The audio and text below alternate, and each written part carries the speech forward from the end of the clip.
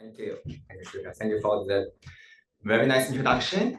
And it's always good to hear how people decide to evaluate and the place. But this is such incredible place. To me, even many years ago when I was a master student in Hong Kong, I studied logistics. I keep hearing Memphis and Hong Kong, right? So this is like center of the universe when it comes to supply chain. Very honored to speak here. And so today I want to share some work we have been doing at Johns Hopkins in the supply chain side, but a little bit on the AI side. So hopefully you'll be interested in at least one of these two aspects. And I want to start with a bit supply chain, but then following with discussion of the AI, they're somehow connected, but we are really driven by the same purpose, which is health. So the first part, supply chain for health, this is very different, could be very different from some talks you have heard before, is that we're trying to build a product. So this is a little bit of overview of what we're doing, our progress, but we haven't quite released the product yet, right? So this is a little bit of discussion of what we have done, what's our vision, are like, and what are the next steps. But just to reassure you, we have actually built something. So this being built is a work in progress. So how I got into this? This was 2023. We had nationwide drug shortages. And this is not just any kind of shortage, this is actually oncology drugs. So I was invited to discuss with a group of exceptional colleagues at Johns Hopkins, talking about the root causes, how we can fix drug shortages. But one thing we knew was that this was probably one of the most devastating drug shortages in history. You're looking at shortages of 15 commonly prescribed chemotherapy drugs. Just imagine if you have a friend or family member who experiences this, and because of the drug shortages, a lot of appointments has been postponed, a lot of treatments has been modified. So this was really devastating. And one of the key reasons that turned out wasn't because the supply, wasn't because these factories were not producing enough, was not because of a spike in demand either, right? We know the demand for chemotherapy drugs are generally quite stable. So it turns out that the key reason was the quality issues. So this was one of the largest suppliers that had market share of more than 50% in the United States. They had a major quality issue that was shut down, and that reduced the supply by more than half, right? So very, very simple math. Really nothing really fancy, nothing really difficult.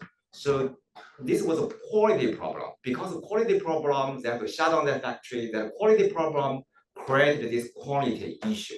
So this is why I made this point that this is a crisis not of quantity, but of quality. And so the other very important part about the drug shortage is that we are talking about generic drugs shortage. Now, the reason generics are so important is because more than 90% of prescriptions dispensed in the US are filled by generics. Less than 10% are filled by brand name drugs. So now, if we actually have a very bad generic drug shortage, we're going to have a very bad drug shortage. That's true for almost any kind of drugs. The other fact is that more than 80% of generics are manufactured internationally, mainly in India and China.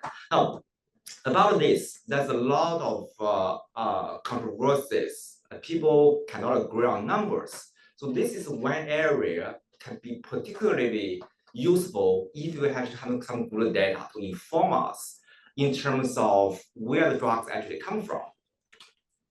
But the ongoing dependence on foreign manufacturers is really started around 1984 with the passage of the Hatch-Waxman Act, so which really started the generic boom, which provided manufacturers the incentive of making generic drugs. And so since then, over the past 40 years or so, the United States has become deeply reliant on global supply chains for generic prescription drugs. So there were a lot of benefits. First of all, was reduce the costs, right? So you keep hearing people saying that the drugs are too expensive in the US, which is only half true. So if you look at the brand name drugs, yes, the drugs are very expensive here. Sometimes twice or three times more expensive than in Europe. But if you look at the generic drugs, they're actually cheaper than in most of the developed countries. So we do benefit from generic drugs. As a result of this boom, we have reduced the costs for medication. You could also name economies of scale or diversified sources, right? In addition to domestic sources, now you have international sources, and also increase the competition. Of the risk, many risks, and I would highlight the quality issue because these factories usually are not located in the United States. We have challenges in monitoring and also ensuring product standards. And you also have contamination risks. We know there are a lot of product recalls. There's a potential of unanticipated export restrictions, right? If there's a pandemic, foreign government can easily restrict the exports, right? Then we are going to have shortages. Now, these risks make generic drug supply vulnerable to shortages. Now, there is bipartisan interest on mitigating drug shortages in the US. So this is why if you are working on this field, it doesn't matter if it was Biden administration or Trump 1.0, Trump 2.0, generally speaking, you can expect support from both parties. Everyone agrees that this is a problem. Everyone wants to fix the problem. However, there's little consensus about the specific policy solutions, what we can do to address drug shortages. So part of the problem is the lack of empirical evidence to guide policy making. We don't have good data to support policy making in this area. Now, this is something some of you may be on my LinkedIn network, that one of my favorite targets is FDA, right? Food and Drug Administration. So the Food and Drug Administration, they have this long-standing claim that generic and brand name drugs are equivalent. They have the same active ingredients, the same effectiveness, the same quality, the same safety, same strengths, same benefits. So this claim has been made for a long time. But a student of supply chains, so if you're a student of supply chain like I am, we know that the manufacturing process can drive these results, right? So let's say you have two drugs. They have exactly the same design, but one factory has a different kind of manufacturing process than the other. They have a different level of rigor in terms of quality inspection. Then there's no reason to believe they have exactly the same quality, the same safety, the same strength, right? To say the two things are equivalent, I think that's extremely strong claim. We need to see more evidence. Now, how many of you have read this book? Okay, so this book is called Bottle of Lies. It's a great book. It's a little bit controversial, I must say. A lot of people may say this book is a little bit political, but the book really does a good job explaining the ongoing generic drug boom, why we're here, why we have shortages. But one of the things, one of the key points mentioned in the book here is that the foreign manufacturers and domestic manufacturers, they are subject to different level of rigor in terms of inspection. So I have two stats. Number one was you're seeing 79% reduction in 2022 FDA inspection of foreign drug manufacturers compared to 2019. This was obviously because of COVID. The other result was that the number of drug recalls issued in FDA tripled the number from 4 years ago. So it's 900, so which increased from 300. There seems to be some sort of a relationship between inspections and recalls. So which makes me wonder whether we can actually claim that generic and brand name medications are exactly the same. Only difference is that generic drugs cost you less money, right? So again, FDA wants us to believe that, but I think we need to see more data, we need to see more evidence. I know quite a few people who are working in this area and they are actually doing very interesting work, but when my general take from this discussion is that we need to have more data, more evidence to support the policy making. So this was really what inspired us to develop this Johns Hopkins drug supply chain dashboard. Our purpose is to improve data transparency and increase resilience in the US pharmaceutical supply chain.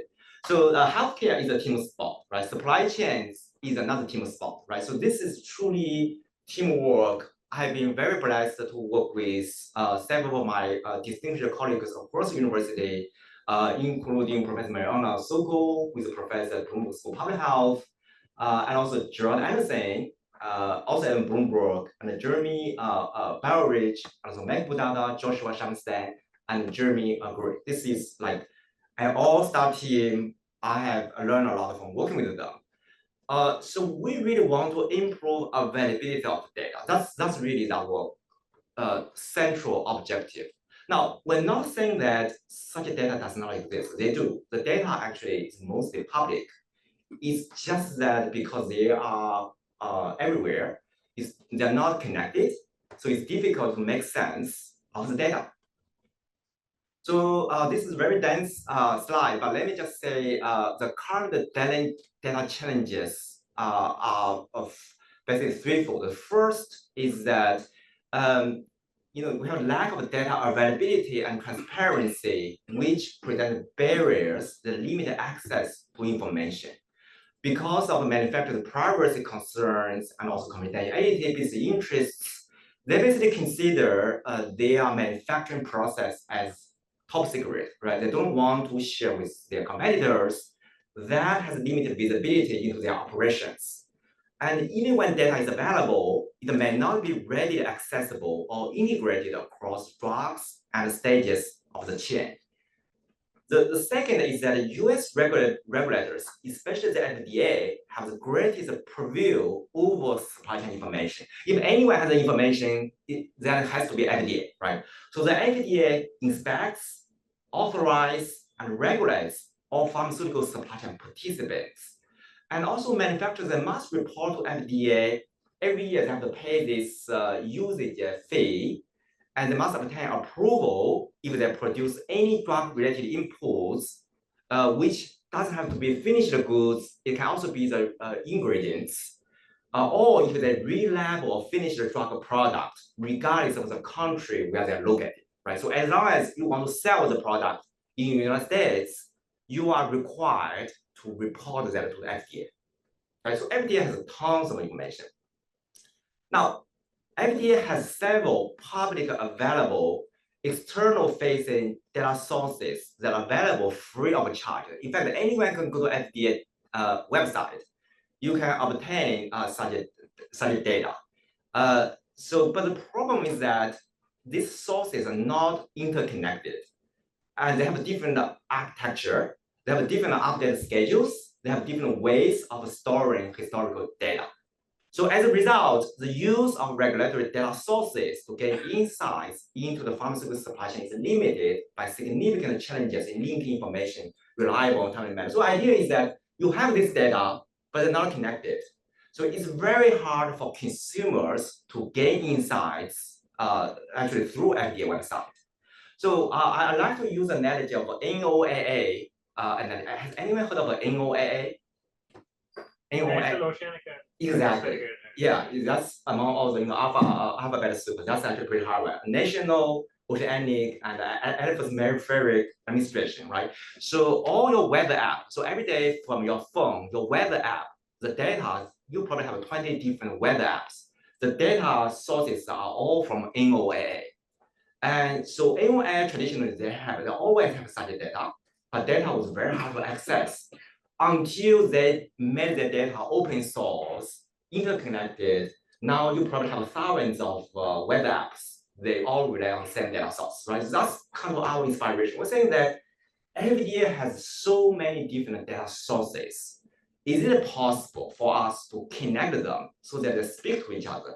We have this dynamic, accessible, and reliable dashboard that links publicly available information sources in a consistent manner, right? So yeah, I'm not going to read through all the data sources, but just so you know that we have a lot of information, a lot of insights. We know which drugs are in shortages. We know the FDA actually has its own data dashboard, which tells you inspections, citations, compound actions, imports, recalls, right? We have National Drug Code, we have a bunch of other codes. The last one you may be interested in is called FDA Adverse Event Reporting System, which is a system where patients and clinicians submit reports of adverse events after consuming medication. So it's not verified. It has a lot of noises, and people actually don't use it as much, right? So, but we believe all these data sources can be useful if we connect them. And so this is our architecture. And I imagine some of you may be taking database courses, right? So this is basically the data architecture we have. There's a reason these data sets are not connected because they're pretty hard to connect, right? So for example, inspections. Personally, I'm very interested in inspections. Why? Because inspection really tells you when the FDA decided to inspect one particular factory, which city, with a zip code, which year, what was citation, what the results from that inspection. Now, if you're not familiar with FDA drug inspection, just think about the restaurant inspection, right? When you go to restaurants, the reason you are pretty confident about the hygiene of the restaurant is because they are inspected from time to time, right? So for similar reason, all the facilities, domestic or foreign, they need to be inspected by FDA from time to time. So that's the inspection data set. Then have a citation data set, which really just tells about results from the inspections. Then you have a recall data set. You also have an import shipment data set. So basically every lot of shipment that is also actually freely available. And then, we also have drug-specific data set and also drug establishment data set, which is by drug establishments, that really just means one facility that produces drugs, right? So now, this is our aspiration view. This is Johns Hopkins coronavirus dashboard, right? During COVID, it was visited billions of times. So this is really what we try to achieve. We really want to build drug equivalent of coronavirus dashboard. So, like I mentioned earlier, we do have the data. The data is actually freely available. We actually use publicly available sources exclusively. So we just need to figure out the data linkage, right? We want to take advantage of FDA's structured product labeling to standardize extraction and linkages. We're going to use numeric identifiers to link drugs, APIs, manufacturing facilities. So let me just quickly explain what that means. So drugs, these are drugs, prescriptions, patients actually use, patients consume, right? So APIs, that stands for active pharmaceutical ingredients. Those are basically what makes the drugs work. Those are the basic ingredients, right? So manufacturing facilities could be for the drugs or could be for APIs. So we are building a dashboard that organizes at a substance level, which is supply chain for all the products with the same active ingredient. So that's our the way we organize different things. The reason this makes sense is because for consumers, you really care about your products, right? So if you could actually get insights into the supply chain for their products, that really help you make decisions, whether you are a patient or you are a clinician or your healthcare leaders. So to our best knowledge, we're the only academic team that's accomplished these two solutions so far. Exceptions would be commercial platforms that sell access to their proprietary dashboards. So we want to make this free. We want to make this freely available to any developers or any researchers. So we have 3 steps. We have so far completed the step 1. We recently completed step 2, but we're still testing it. But today I'm just going to demonstrate step 1. So step 1 of the dashboard, we're going to have drug characteristics, we have shortages, and also the manufacturer. You could have FDF with some finished dosage form, that's a finished drug. Or you could have API, that's active pharmaceutical ingredient. We are going to review how many factories in different parts of the world produce such drugs, right? So this is step 1. Even though it looks very basic, but like I mentioned, we are the only academic team that has gone so far in a matter of about 3 months. These are data sources. So we have the National Drug Code Directory, we have a drug shortage data set, we have the drug establishment calculation sites, and have APIs. Then we're going to connect everything using basically the National Library of Medicine identifier for each drug, right? We also have an API manufacturer data set. So we basically connect this. So we do that for all 55,000 drugs, match them using indices, right? So this is basically, so for those who have taken the data, how many of you have taken course in data visualization? So yeah, so maybe the other way, how many of you have taken course related to Tableau? Yeah, so we actually build this right now entirely using Tableau. And so in the future, we are going to need a lot of other tools, but now, as you can tell, this is actually built using Tableau. So it's actually pretty nice, pretty easily accessible interface, right? So basically, we for each drug, you can enter a substance or can brand name. We're going to be able to tell the shortages in the history, and we can also give a picture about where the drugs are being made, both in terms of finished products, but also in terms of API, that's active pharmaceutical ingredients, right? So we can actually list all the factories throughout the world, so we can get a sense about the supply chain. Now, I want to talk about one user case. Hopefully, this user case will be of interest to all of you. So let's, we know right now we have a new president, who is also our old president, and we have an old president who become a new president. He is very interested in using tariffs as either as a bargaining tool or as economic tool. But anytime he threatens other countries, whether they're friends or our opponents, you want to get a sense how is that going to change the supply chain of the prescriptions I'm taking, right? So let's take example of GLP-1. How many of you know what the GLP-1 stands for? GLP-1. So what about Ozempic? Yeah, I guess everywhere, right? So Ozempic is a kind of GLP-1, right? So GLP-1 now has been considered as like a miracle drug, right? And not only it can help manage diabetes, can also help people lose weight.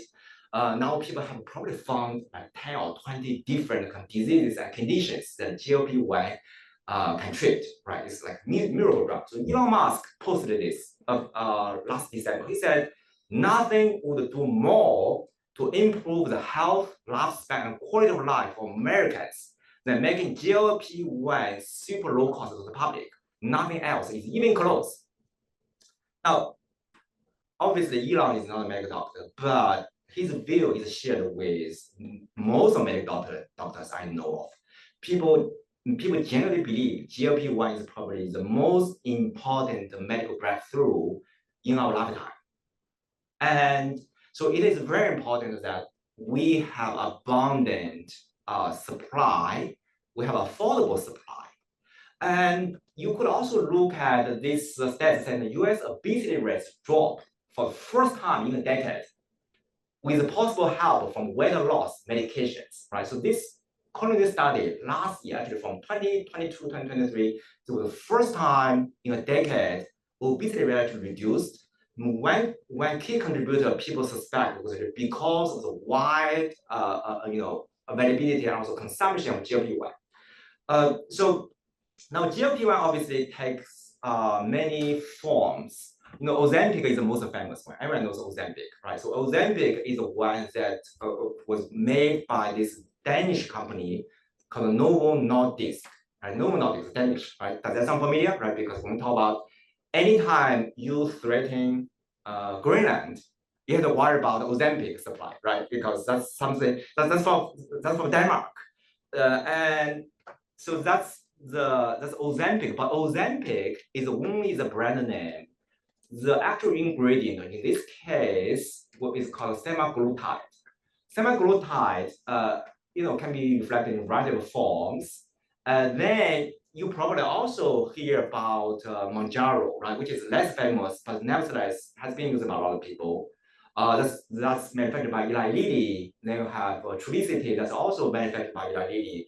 So, but GLP-1, that's one range of drugs. Now, if you were going to assess the impact of the tariffs on Ozempic supply chain, so we actually, this dashboard is actually perfect for that purpose. So if you just type Ozempic, or you type a substance name in this case, so then it can tell you that for this substance, you have several manufacturers, right? And it's actually a bit of a blurry, a little harder to see. But you can somehow infer that this is the same information just from previous slide, right? So there was this Ozempic, then there was oral medication, which is actually not good for weight loss. It's only good for diabetes treatment, right? And the third one, I think the third one also, Wegovy can also be used for weight loss. But then you look at this shorting information. What are you going to see here? You're going to see that almost all of them, especially Ozempic, has been experiencing shortage for a long time. If you, I don't have the capability of clicking this, but if you click this bar, it will tell you that Ozempic has been shortage for almost 900 days. 900 days, think about it. And if the shortage is basically relieved by end of this year, by end of 2025, that's going to be a big achievement, right? So now you get a sense that Ozempic is actually in very short supply. Now, where does Ozempic come from? Well, this dashboard tells you that first of all, we have really 3 factories in the world. 2 of them actually in the United States, 1 in Denmark. And these are the 3 factories that make Ozempic, right? Okay, so but this is the FDF. If you recall earlier, FDF referred to finished drug, right? So this is really a finished product. Now, what are ingredients? So if you plot ingredients, what you see here is that there are actually a total of 41 facilities throughout the world. The only 2 of them are in the United States, 3 in Switzerland, right? 3 in Switzerland and 4 from India. And then you have 19 from China and 13 from NA. What does NA stand for? So turn out NA is North America, not North America. NA actually means not available. Now, but we also not only we tell you where these factories are located, we also tell you exactly which companies are. So actually, all these so-called NA actually also located in China, right? So which means you have 19 from China plus 30 from China, actually 32 of them. 32 out of 41, right? 32 out of 41 actually these factories are from China. Now, why this matters? Because without API, you cannot make drugs, right? So the only reason Ozempic works is because the API, you have those APIs from these 41 factories. And so if there is a tariff against all the Chinese imports or Danish imports, or maybe let's say for other countries, for EU or maybe for India, you can actually get a sense about percentage of the supply chain will be impacted by the tariffs. And we know that impact is actually will be broad. Now, this is actually quite typical, is that for a lot of essential drugs we take for granted in the US, what usually happens is that most of the time, or most of the API manufacturers are actually located in China, right? So, but usually we don't have that kind of detailed information. So this supply chain dashboard really provides that kind of information, gives us more detailed understanding. You can also look at, we're also in the process of plotting where in China are these factories located. Then you can also break down to look at the climate risk. You know, if there's a natural disaster, how is that going to impact the supply of this drug? Right. So that's basically step one. Step two, we're almost there. But just to give you a quick overview, step two here, we'll not only look at the factories, shortages, etc. We also look at facility characteristics. Basically, for every factory, we can show all the inspections have been done. By the way, if a factory has not been inspected over the past 2 years, doesn't mean the factory was clean, right? It just means that it has not been inspected. So whether inspection has been done in the past year or not, and if they have been done, all the inspections, violations, citations, recalls, and also market exits. We also have a different data set that provides the sales volume of each drug and each manufacturer, which really give us sense about the market concentration in different parts, right? So that's a step two. We're almost there, and happy to share once it's ready. Step three goes further by showing the risk scores and quality scores for each drug, and just based on the step one and step two, right? So here it requires a little bit thinking in the sense that how to define risk scores. So when we're putting everything together, we can actually get a sense about foreign dependence of every class of essential drugs. So then we can also characterize geopolitical and also climate risk, right? So geopolitical risk really just reflects the fact that depending on where the drugs and also APIs come from, also depending on the geopolitical risk of that nation against the United States, then you can get a sense about our level of supply resilience, but also climate risk, right? So just look at, doesn't the climate risk could be a risk into the natural disaster, and also with the prospect of climate change, that really give us a sense about how secure our supply chains are. So the third one is called market concentration tool. Really, this is a click and see tool revealing market concentration for drugs of clinical interest. So for example, you could immediately list number of drugs that with only 1 or 2 suppliers in the world, right? So imagine you have a drug that has only 1 or 2 suppliers in the world. If that factory is shut down, then we're in trouble, right? So we are actually developing a series of tools that deliver that purpose. Then we have a facility cluster analysis, which reveal inspection and recall patterns of facility clusters. And then we have a supply chain transparency tool. And you will like this one because this one allow you to scan the barcode of your prescription, and that barcode will connect to all the supply insights we talk about, all the inspections, all the shortages, all the warnings. If you know that the manufacturer of your drug just got a warning, just got a really bad citation from FDA, be prepared for shortages. And lastly, adverse event monitoring. This one hasn't really been explored much. So, but we believe in the value of continuously mining and visualizing FDA adverse event reporting system, also known as FAIRS, for early warnings. If you have 5 consumers report the same reaction to the same drug on the same day, that means something worth exploring, right? So that's one aspect that has not been done, but we believe that's value in doing that. Do we have time for questions, or shall we move on? Question. Yes. Yeah, so otherwise I'm just going to move on to AI. So I have a question myself. So the thing is, I mean, you said 80% to 90% are manufactured, generic drugs are manufactured in India and China. Sure. In general, I mean, at the source, what issues are you seeing? Is it the biological contamination of those drugs, or contamination during manufacturing, or during the moving it up the supply chain? What exactly are you seeing in general, post-COVID especially?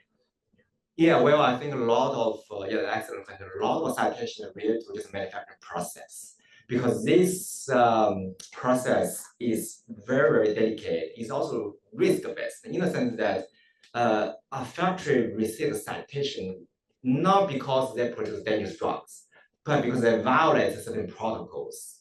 So basically, also the contamination, all the rules, some really basic rules, and of course, I need to clarify that not international manufacturers are not the only ones who are guilty of violating those rules. Domestic as well, right? So this is why FDA they have to watch very carefully. They actually, when they inspect domestic manufacturers, do they tell you? No, they don't tell you. They actually catch you by surprise, right? They show up randomly. They inspect all sorts of things. They're like a detective. They try to find the fault.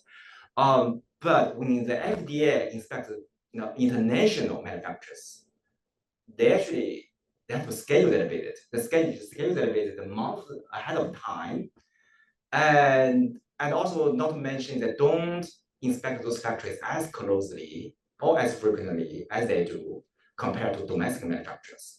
So what I'm trying to say here is that it's not necessarily that domestic manufacturers are good, international manufacturers are bad. It's just that FDA has different strength in terms of regulating them. So we have every reason to suspect that the difference in strength could potentially lead to difference in quality. So, but again, we need better data to prove or disprove that, right? How often is the data right now updated with the FDA? Oh, the data FDA depends on which data sources. They all varies. Some of them are daily, some are weekly or monthly. Some data don't update according to fixed frequency, but they all follow different frequencies. So this is why we thought that's a value for us to periodically actually download all the different data sources and do the analysis and then upload them to the dashboard accessible to everyone.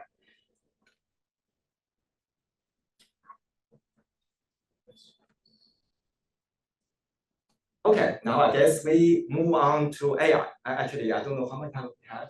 We have a lot of time, 45 minutes. Okay, so the AI part is slightly different. Let me tell you a little bit about the AI for health risk we have done at Johns Hopkins. So I have done, first of all, I always like to share this quote with people anytime we talk about AI. This is from Sundar Pichai, CEO of Alphabet. He said AI is more important than fire and electricity. I think 5 years ago people thought this was ridiculous, and now people say, okay, this is ridiculous, but not that ridiculous. In the sense that a lot of you can go without a fire for a few days, right? Do you need fire, right? But you probably cannot go without AI for like 2 hours, right? So, but what I really like about this quote is that it really tells us about the nature of AI, which is general purpose technology, like fire, like electricity. It's about how to use it, right? How to use it. It doesn't, if you have fire, it doesn't do much. You have to use fire to do certain things so that it's useful. The other part is that AI can be very, very dangerous. Just like fire can be very dangerous, right? Electricity can be very dangerous. That's why we have all the building codes, we have all the fire codes, all the regulations, right? So AI has to be regulated very carefully, such that it does not become something very dangerous to ourselves. So at Hopkins, we are doing, I'm co-leading two things. One is called the Johns Hopkins Work Group on AI and Healthcare. I'm a co-chair along with Dr. Risa Wolf. So this work group serves 4 functions. So we have this, we want to become a center for thought leadership. We have regular seminars like this one. We get speakers from all over the world to talk about medical AI. And we are developing a science of scaling medical AI. And the third aspect is that we're leading medical AI effective recruitment, where I'm talking about it very soon. And lastly, we're supporting AI implementation evaluation across Johns Hopkins, right? So in terms of recruitment, we have this Bloomberg Distinguished Professorship Cluster, which I'm co-leading with Dr. Kathy McDonald. So with Kathy, we want to recruit some of the best people from all over the world to really develop a strength in medical artificial intelligence. We want to make sure AI is safe, effective, and seamlessly integrated. But we also want to drive innovation to improve healthcare productivity, access, and equity. And obviously, we also really want to make sure Hopkins become a global leader in medical AI. So now let's discuss a little bit the what, the why, and the how of AI for health. I want to use some examples to put things into perspective. So let's start with the what. What is medical AI? So first of all, the term artificial intelligence, according to the US government, means a machine-based system that can, for a given set of human-defined objectives, make predictions, recommendations, or decisions influencing real or virtual environments. So this is a very broad, very inclusive definition and really incorporates a lot of different things. Let me just give you a really quick history of AI. So AI as a field was born in 1956. And so I like to say that AI is actually younger than our current president, Donald Trump. And so the term was coined in 1956 at a conference at Dartmouth College. That starts the first AI boom that lasted about 20 years. So people develop AI to prove math theorems, to play chess, and to do all sorts of interesting things. But then by 1974, there was the first AI winter. So we had the first AI winter back then because lack of real-world application. People didn't see value in AI. People thought, okay, you guys are having fun, right? But we haven't seen any real-world value from AI.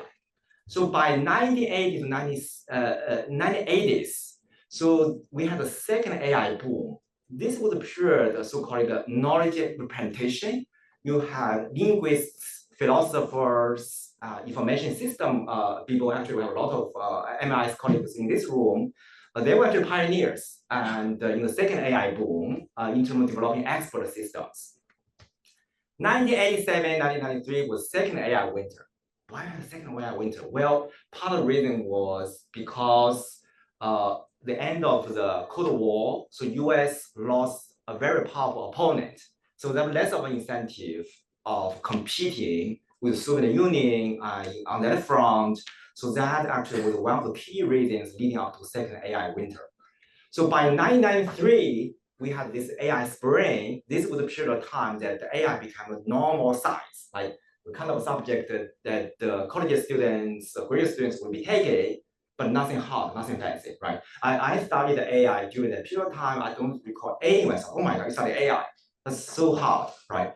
So 2011 to now, we are in the third AI boom, hopefully much longer than the previous two AI booms, is that we have several different milestones. First, we have a deep learning revolution, which really allow machines to see things, to hear things, even to smell things. Do you know that we have a kind of AI can smell things differently? And then we have AlphaGo Zero, that's a reinforcement learning kind of AI that allow AI to play these kind of structured games against the best players in the world. I mean, best human players in the world. And then we have a generative AI. Generative AI really started pretty late, right? I think ChatGPT was launched in November 2022. And since then, the world has been changed, right? Since then, I imagine everyone in this room has been using Gen AI every day, right? If not every hour. So this has become one of the most important tools we have in our daily life. And also this idea of incorporating AI into workflows. AI is really, really everywhere. So a lot of you are business school students or business faculty. So I want to share this quote from Herbert Simon.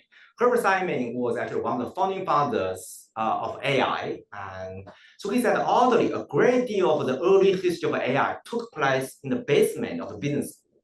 When the first computer, IBM 650, was installed at Carey Institute of Technology, that's the predecessor of Carnegie Mellon University, the electric engineers didn't want it, for they were afraid they'll be asked to maintain it. So the mathematicians did not want it, for they thought it beneath their dignity.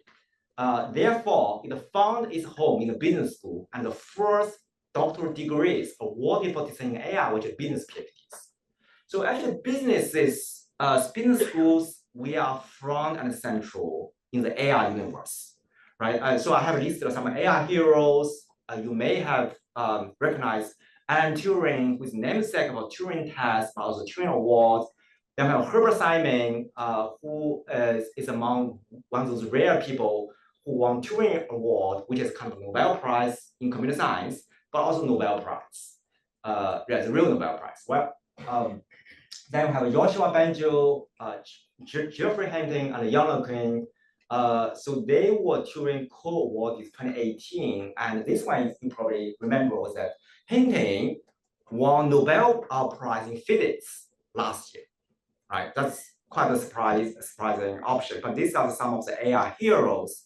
So the difference between the two kind of AI is that Herbert Simon's AI is kind of rule-based AI, also known as symbolic AI. So you basically treat AI as math, right? You define all the logic, all the constraints, all the objectives.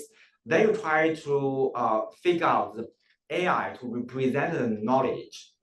Whereas learning-based AI is an AI that we are all familiar here, is that you don't really define rules, but you let the AI learn from data. But based on the data you have, AI will figure out how to represent human intelligence. So if you allow me to enter medicine, so Stanford's MyThing was among the pioneers of expert systems. It uses 500 rules to identify bacteria responsible for severe infections. That's MyThing system. And then we have IDXDR, also known as Luminex Core, which became the first FDA-approved autonomous AI system in 2018. Let me just say a little bit about each of these. So MyThing, as I mentioned, was developed at Stanford. So it actually turned out to be better than most of physicians who were not specialists. But interestingly, MyThing was never actually used in practice. So this was not because MyThing was not good. In fact, it outperformed most of Stanford professors, right? Cannot be too bad, cannot be too bad. It's better than Stanford doctors. It was because of ethical and legal issues related to the use of computers in medicine. The question is, if AI gives wrong diagnosis, who is going to be responsible? So is it the AI or is it a computer? Is it AI or is it a doctor? Is it a hospital or is it a manufacturer, right? So that legal issue turned to be very important in the use of AI. But today, AI is actually reality in medicine. Like earlier, I mentioned this first FDA-approved AI-enabled diagnostic device known as Luminex Core, also known as IDXDR. So it can be used for retinopathy screening. It has been used at Hopkins and Stanford, almost everywhere. So for those who are not familiar with diabetic retinopathy, let me just say a few words about it. So retinopathy is the leading cause of blindness in US adults aged 20 to 64, basically for working age adults. So what happens here is that if you have retinopathy, you're going to have tiny blood vessels leak fluid into the retina. So if it's not treated, people can become blind, right? So it's not life-threatening, but it's sight-threatening. Now, why screening matters here? Because 1 in 3 diabetic patients for both type 1 and type 2 will eventually develop retinopathy. And we know we have 37 million people in the US, which is a tenth of population have diabetes. And early detection and treatment can reduce the risk of blindness by 95%, meaning if you can detect retinopathy early and treat people in time, you can almost completely prevent them from becoming blind. But we have only about 15% of US diabetic patients who receive recommended annual screening, right? So now this actually presents a little bit of change, almost like supply chain change, in the sense that why the screening rate is so low, right? Turns out that if you view this diabetic retinopathy process as a supply chain, you really have 2 stages, right? So you have patients who come to primary care physicians. So if a primary care physician decides the patient should be screened for retinopathy, they're going to refer the patient to an eye care professional, which is usually the specialist. So the problem is that we know 82% of patients actually see their primary care physician every year, but they just don't do the second step, right? So it's like you have a 2-step process. Step 1, you have 82% completion rate. Step 2, 15%. So the question is how can we actually improve the screening rate? So let's just look at the difference, the comparison between current standards of care versus the lunatic score, which is the AI, right, for screening. So the current standards of care for diabetic retinopathy detection, this is a dilated eye exam by ophthalmologists or optometrists with handheld lens. It takes 2 hours. This is a pretty long and pretty painful exam. I think most of you are too young to have experience this exam, right? But it's not a comfortable exam. And lunatic score AI, on the other hand, can be used in a primary care physician's office. It takes less than 2 minutes. Actually, the actual duration I heard was about 30 seconds. So let's say that 2 minutes. No need for manual interpretation or data entry, identify diabetic retinopathy with more than 19% sensitivity and specificity. Just to give you a comparison, this is 2 hours, this is 2 minutes. And this is 2-step process, this is just 1-step process, right? So that just shows the value of medical AI is really shortening the supply chain of retinopathy care, right? Now, this is not the only AI tool that has been approved by FDA. By June 2024, the FDA has approved 950. The number has recently grown to more than 1,000. But let's take this number, 950, as June 2024. We have so many tools has already been approved for clinical use. And I have recently done a study, and this is on review with New Journal of Medicine AI journal. And we found that about 1/3 of these 950 devices are actually general radiology, followed by cardiovascularity, neuropsychiatry, etc. Right? So you have urology and sleep medicine and pain management, etc. So, but it's fair to say that this field has been dominated by radiologists. Radiologists are basically champions of medical AI. So most of these tools are developed using this tool called deep learning. And so deep learning is an incremental layer-by-layer learning approach in which increasingly complex representations are developed to map the input to output. So let's say this is the input, right? So can you tell what the input is? It's a cat, right? So you see how blurry this is, such a blurry picture, super blurry. But anyone with eyes can tell, well, it's a cat. So, but our job is to train a deep learning model that translates the input layer to an output layer, which could be either dog or cat. You can say, well, this is a cat, not a dog. But how do you teach a machine to do that? Well, what about linear regression? Turn out linear regression is not good enough, right? So this is like a matrix, right? So basically, each picture is basically just a matrix, right? But this matrix is very hard to be mapped to an output layer if you just use linear regression. You have to create a little bit of non-linearity in the middle, right? So this is why you need to add something called hidden layers. And once you have hidden layers, you want to connect them. You have all the weights, right? So the weights are basically how thick or how thin these neurons are connected. So you probably hear people talk about these large language models. These large language models, they are different from just by the weights, right? They have different weights, connect different neurons. That's what separate one model from another model. So the job of deep learning is to train the model to learn the weights such that anytime machine sees this picture, however blurry it is, it will say it's a cat, right? So that's an artificial neural network. But most of these medical AI devices are actually not artificial neural networks. They are more like a convolutional neural network. Why is that convolutional? So the convolution process is the process of collecting different features, learning different features from picture, and before sending it to an artificial neural network, we also call it fully connected layer. So eventually the job is to just figure out all the different weights that such that your machine can see things, right? You can see things, can hear things, but the methods, the ideas are pretty similar. Now, if you can train your computer to tell the difference between a dog versus a cat, you should also be able to train your machine to tell the difference between someone who has cancer versus someone who doesn't have cancer, right? So this was a Nature publication. They basically look at how to use mammograms to detect breast cancer. So they found that if you use CNN, remember CNN, that's convolutional neural networks, to train a model, you can actually get a better accuracy than humans. So they are more sensitive, they're more specific than a human doctor. And people have also done that in the skincare setting. This is actually skin cancer detection using biopsies. People found that you can train a CNN-based algorithm achieve an area under the curve of 96%.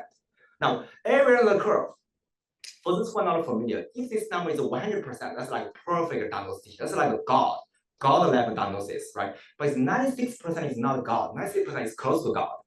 And now, what is medical AI? So medical AI, according to FDA and CMS, they are the AI systems that can either augment or replace medical work, which could be diagnosis, could be cure, could be mitigation, could be prevention, could be treatment of disease or condition. So basically, medical AI is something that does what physicians do, right? So either they can supplement or they can replace them. I know people don't like the word replace, right? But replacement is actually one of the essential elements for an AI system to be called medical AI. Now, you may be asking, why do we need to train AI models to replace doctors? I love my doctor. I don't want my doctor to be replaced by AI, right? So the question, I think the why is a very fair question. So let me spend maybe 10 minutes also to talk about why part. So this is Luminance core AI I mentioned earlier for diabetic retinopathy screening. So this AI tool can be used by high school graduate with 4-hour training, and its accuracy is almost as good as ophthalmologist who went to college, spent 4 years in college and 4 years in medical school, 3 years in residency, maybe another 3 years in fellowship. So this just represents massive upscaling opportunity, right? We have a lot of communities who do not have enough specialists. We have very constrained resources. So AI can be really, really useful in communities struggling with enough providers, right? So this is one reason I would say why we need this, right? The other reason I can tell you is that this AI tool generates this report. This report says this patient has more than mild diabetic retinopathy detected. Refer to an eye care professional. Well, it does eye care professional's job, but it doesn't really replace eye care professional. In fact, it refers patients to an eye care professional. And so this report turns out to have some magical power. So my collaborator, Dr. Risa Wolf, is a pioneer in using AI in her practice. She has been doing it since 2018. What she has found is that not only AI achieves very good accuracy, but it also improves the patient adherence from 49% to 95%. So let me just say it differently. So if you just as a pediatrician, if you tell your patients, those are children and their parents, that they need to be screened by eye care professional, they only listen to you 49% of the time. But if you show them the report from that AI system, that adherence increases to 95%. They listen almost all the time, right? I thought that's quite remarkable. And this was the latest study also done by Dr. Wolf.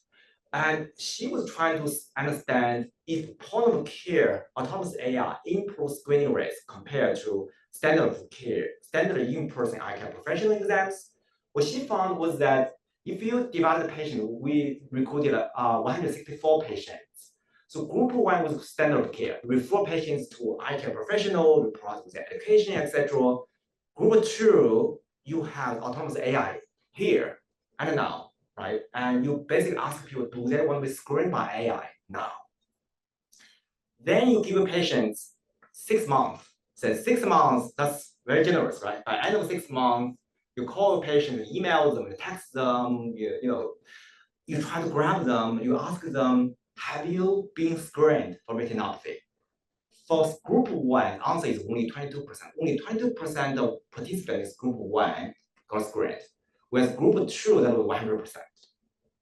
So we also did cost-effective analysis, which was recently published. We also found that AI offers significant cost savings for primary care physicians with sufficient patient volume.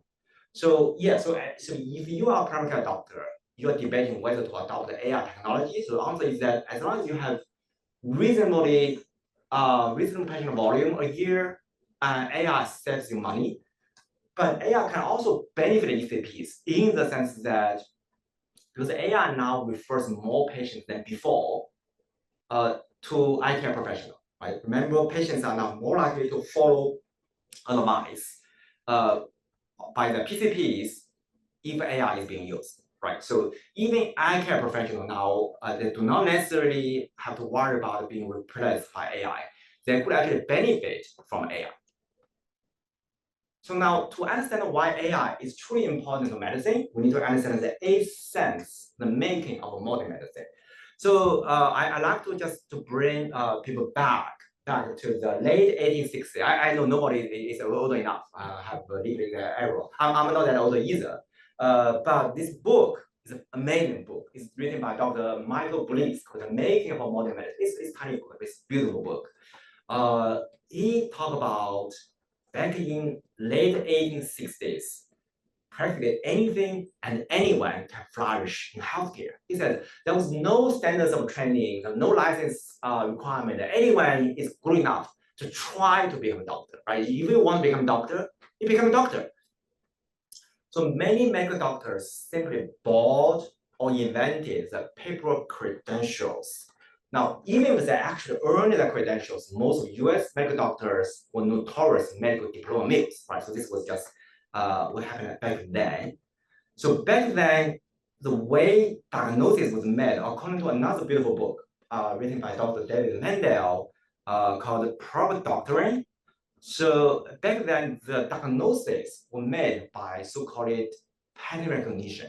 So if you're a medical doctor, you see a patient, what you do is that you try to match the symptoms with what's in the book, right? So you basically try to say that this patient reminds me what I just read last night, but because the disease is already mapped within the book, right? So eventually, even for the same patient, same symptoms, you could potentially narrow down to 5 or 6 different potential diseases. So eventually, you want to narrow down and narrow down and down, eventually have this called a differential diagnosis. So this was a pattern recognition approach. Does that sound familiar? AI is just pattern recognition, right? So basically, doctors back there, they were basically like a human AI, right? So now 1893 was a very important year in the history of the United States. This was the year that Johns Hopkins School of Medicine, so-called Temple of Healing, was founded. That was the beginning of using scientific approach to practice medicine. That was really the beginning of modern medicine. Now, you may ask, what's the difference between modern medicine and traditional medicine? So here's the key difference. Remember, in the traditional medicine, the practice of AI was, the practice of medicine was mostly based on pattern recognition. Whereas in modern medicine era, it was mostly about the causes and mechanisms, right? So basically, you don't treat symptoms, you treat the diseases. But more importantly, you try to understand the mechanisms behind the symptoms, mechanisms behind the diseases, right? So this was when physiology and pathology were integrated into modern medicine. So today's medical doctor, they think in terms of disordered function or disordered anatomy. So the Dr. Mendel's prediction was that when we come to understand all the disease processes, the pattern recognition project will die out. So turn out that hasn't happened, right? Turn out that we're talking about how AI is going to revolutionize medicine. But what is AI? AI is really just pattern recognition.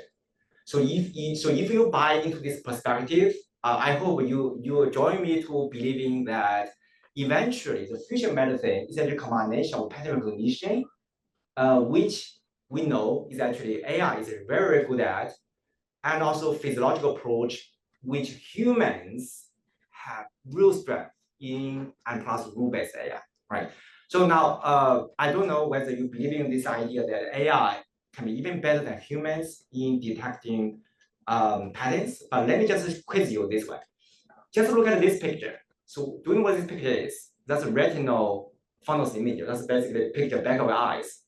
Is this patient a male or female? Anyone has an answer? Yeah, if you don't have an answer, I don't blame you, because even the best doctors in the world that have zero clue about this. This was not in science. However, any one of you, so if you get to that automated deep learning software, you just train this model. It doesn't take long, about 15 minutes. You train a model that can predict the gender of the sex of the patient with 88.8% accuracy using a very simple AI model. Now, if you use a more sophisticated model, you get almost 100% accuracy. Now, this is one example that the AI can be ahead of humans being detecting patterns. Now you say this is such a useless application, right? You know the gender, you know the sex of patient, right? Why do you need the AI? Well, that's just one example that AI can say even more things than we humans do. Turns out that you can also use AI drawing on this single retinal image, you can detect diabetes, kidney disease, liver disease, heart disease, and heart attack, stroke, Alzheimer's disease, Parkinson's disease. To the extent that in the UK, NHS has started deploying this kind of screening system using retinal images nationwide.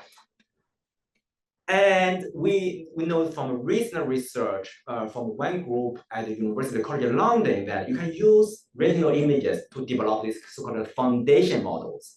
These foundation models rely on simple images, like retinal images can predict a wide range of diseases with remarkable accuracy.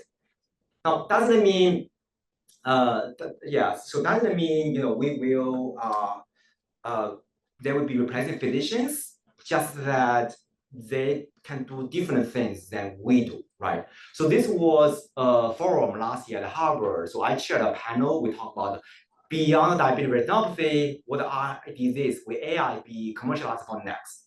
We talked about a wide range of diseases, but one of the most exciting discussion was that your ophthalmologist in the future can become your cardiologist, can also become your neurologist, right?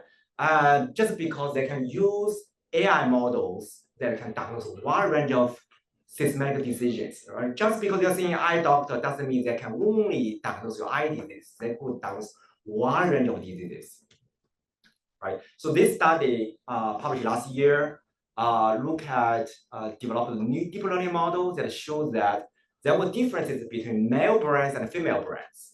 And so they got more than 90% accuracy in distinguishing male versus female brains. Again, this is beyond science. This science, we don't know from science that why male brains are different from female brains, but it's something that AI can help us advance science. For those who are interested in science, I really think AI will become an incredible tool that help us, in this fight. Now, I also want to say that AI can also increase clinical productivity, right? Productivity matters. We know AI, they should have us improve productivity, but we just don't have real world evidence for that. So how to get real world evidence for productivity improvement? I really believe you have to do that in the field using randomized trials. So for that reason, I worked with a group of doctors. So this is Dr. Michael Abramov, who was actually the inventor of robotics core. That's the autonomous AI that I showed earlier. So he summarized this nicely, so I can basically skip everything, just show this tweet. He said, this was the first of its kind randomized control trial with Orbis International. That's this international organization, also known as so-called Flying Eye Hospital.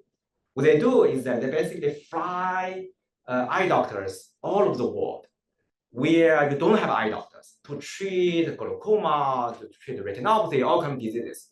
Now they said, wait a moment, you can only fly so many eye doctors to different parts of the world, right? What if instead of flying humans around, what if we fly AI around? In fact, what if we just give them the AI, right? So they went to Bangladesh. They basically, so I helped them design the study So we show you this real world, low income setting, autonomous AI massively increase clinical productivity. How massive? Well, we found 40% improvement, 40% in clinical productivity when using AI augmented healthcare. So basically, when you give a clinic this AI tool, now for the same amount of time, for same number of ophthalmologists, they can see 40% more patients, and they can prevent 40% more patients from getting blind. Now, what's the mechanism? The mechanism is that AI now allows the physicians to focus on patients with high complexity, right? So in the control group, there was no AI. There was no AI. Actually, the average complexity seen by the doctor was about 1 out of 6, right? That's pretty low, meaning most of the patients have nothing. In the intervention group, the average complexity was 2.8 out of 6, which means almost half of the patients, roughly speaking, almost half of the patients have retinopathy, right? So that's the intervention group.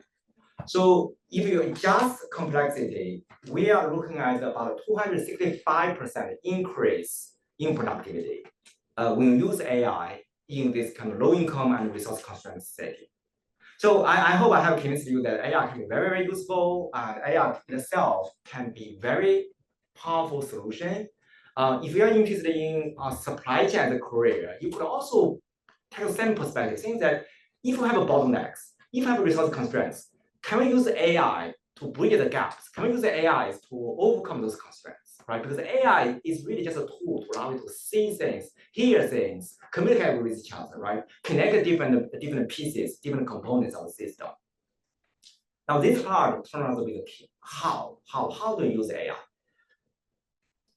I already told you we had 950 medical devices, AI devices approved by FDA for clinical use. If you look at the real world usage, this is very interesting. Real world usage, they're not using much, right? So this is based on fee-for-service setting. They look at the insurance claims submitted to insurance company. They found that really only 2 devices have been used more than 10,000 times.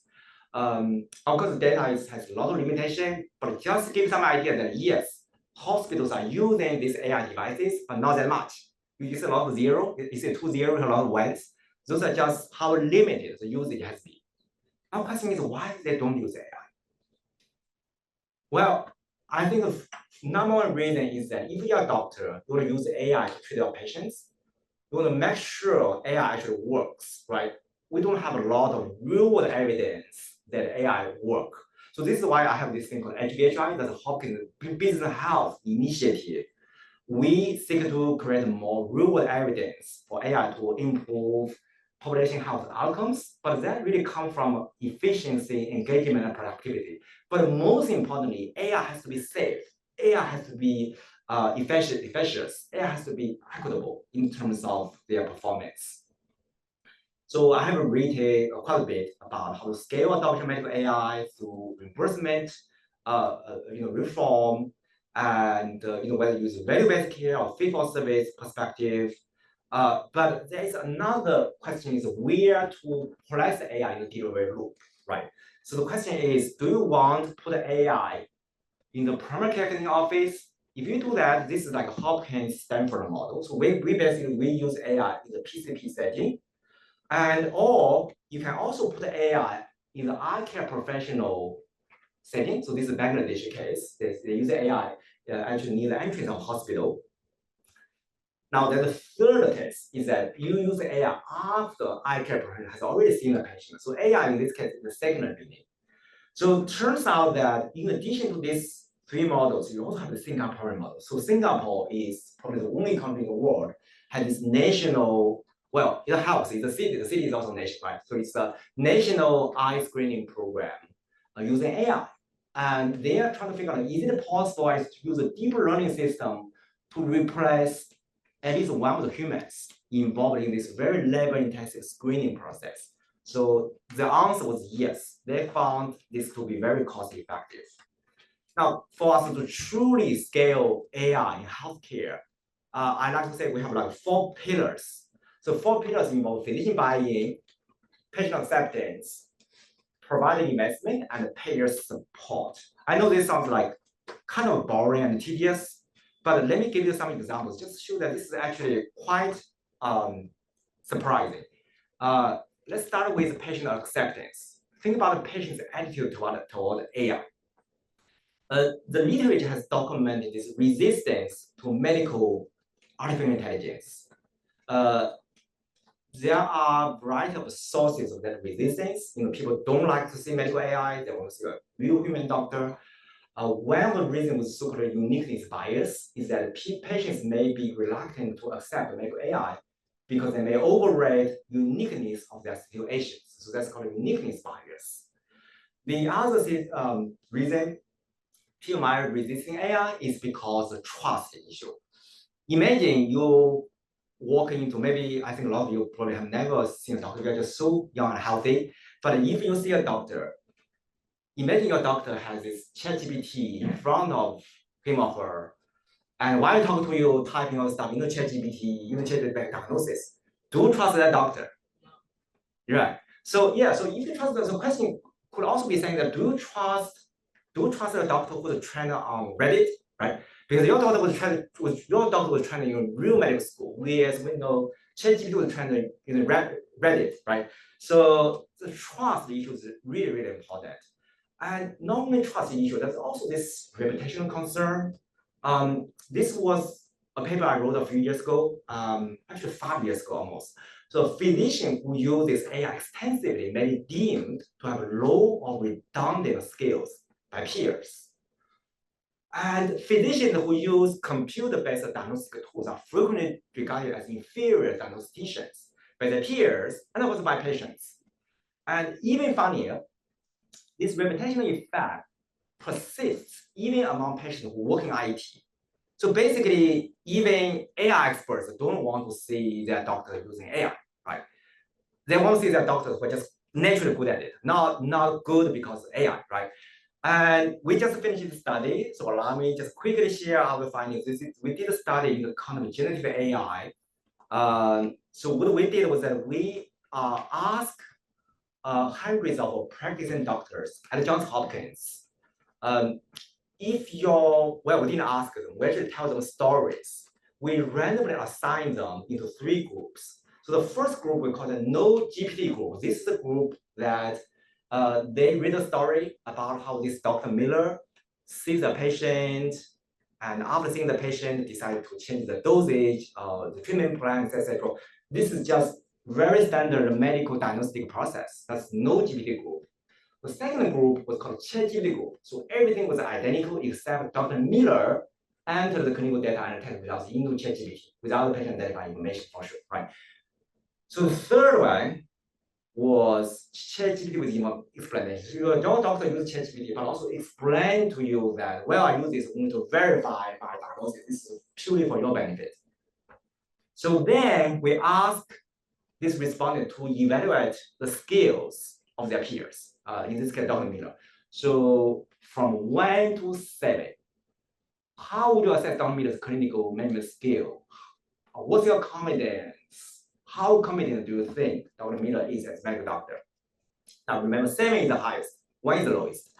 So in the no GPT group, Dr. Miller got almost perfect, right? On average, about 6 out of 7. This was very high. She was very professional, right? She was praised by the respondents. But for the ChatGPT group, where the ChatGPT was mentioned during that treatment process, so her evaluation dropped to below 4 out of 7. And now the third group was so-called ChatGPT with explanation. You see, the rating actually recovered a little bit, right? But not as high as the no GPT group. So this really just shows this is a real challenge that even though we actually ask everyone, do you think AI could help Dr. Miller in her medical business? They say, yeah, of course. But when we ask them to assess Dr. Miller's skills, they almost always give very low ratings.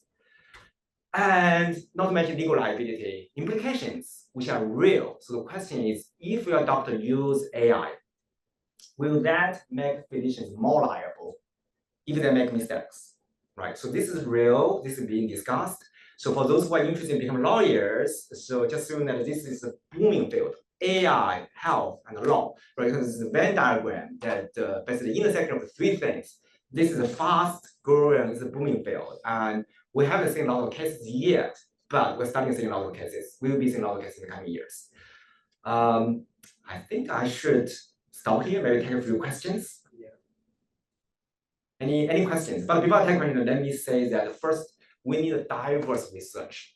A lot of studies I work with are with medical doctors, with professors, but also work with undergraduate students. Actually, one of the charts I showed you earlier was actually done with undergraduate students. We need research from with everyone, also with qualitative clinical trials in the lab, in the field, outside the hospital, right?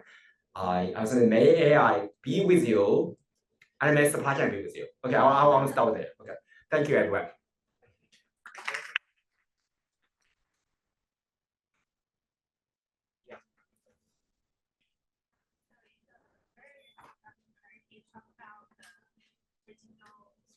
Yes.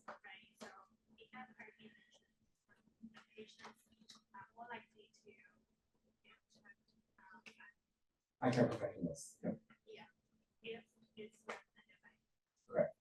49 to 95. 95%. However, in the later section, patients will not test AI diagnosis for doctors with AI help. Yeah. It seems that that's a Contradictory, right? Yeah, very good question. So the setting, the study I presented, that was so-called autonomous AI, meaning this was an AI can screen your eyes for retinopathy without help of any clinicians. Right? You mainly the clinician, we talk about high school degree, 4 hours of training, but you don't need help with from clinicians, from nurses, from anyone with medical background. So that's autonomous AI. So I think the second setting, this was not autonomous AI, this was assistive AI, meaning this is an AI used by clinician with humans in the loop. Right? You guys feel human in the loop. Human in the loop, human in the loop. The problem with humans in the loop is that the outcome may not be good. Right? And there are actually recent a few studies, they found the same result that with humans using AI, sometimes they got even worse performance compared to not using AI. Sometimes with humans using AI, they got worse performance than using AI alone. Right? So basically AI is better than AI plus physician. So reason being that with humans using AI, you might reject correct decisions, the correct recommendations made by AI, but you may accept wrong decisions made by AI. So how do you design the system actually matters a lot more when you this human in the loop system. Now the logic clearly extends to non-medical setting, right? So imagine a lot of retail setting, design setting, you have this website that use AI to design clothes, then they hire human specialists to review, to make the final call, right? That's a human in the loop system. But there's no guarantee this is better than using human alone or using AI alone, right? So we have to be very careful in designing systems. Good question. So in your talk on AI in healthcare, you primarily talked about patients and the work you are doing with the medical school and the public health school, right, doctors, so on. One of the players in this place in this space is commercial firms and like Epic Systems you might have heard of, right, of course. and like for their sepsis prediction algorithm, which they claimed as the holy grail of predicting sepsis, but subsequently failed and had to be taken out. And so there is quite a bit of, especially in the commercial space, there is quite a bit of what I would call the AI snake oil, because AI is like the latest and the greatest. They want to sell the the prediction models and all, which fail. So my question to you broadly is, I mean, in terms of the work, you're doing great work, I mean, especially in Bangladesh, and doing the experiments and all. But the kind of backlash you're getting on the commercial end of things, is it kind of pushing back the initiatives that you're undertaking in terms of AI adoption in healthcare? Absolutely. So I think the number, just first of all, the excellent question. Number one reason of non-adoption of AI, I would say, is lack of trust, lack of confidence. Now, how do you build a trust? How do you build a confidence? Well, for people to trust your AI solution, there has to be trustworthy. Right, and be trustworthy. So how do you trustworthy? I think the best way to do it is actually to present real world evidence through carefully designed, randomized controlled trials. They should be done by third party. So there's a reason I trust the Rubenec's call is because there were several very large studies across the world demonstrating its real world performance. Now, most of the AI tools, they don't have to be approved by FDA. Even if they have been approved by FDA, there's no real world evidence they actually work. So for AI to actually work in practice, we have to do more rigorous evaluation. So I think I really think that's the only answer. Any other questions? Okay, so that let us give a bit round of applause to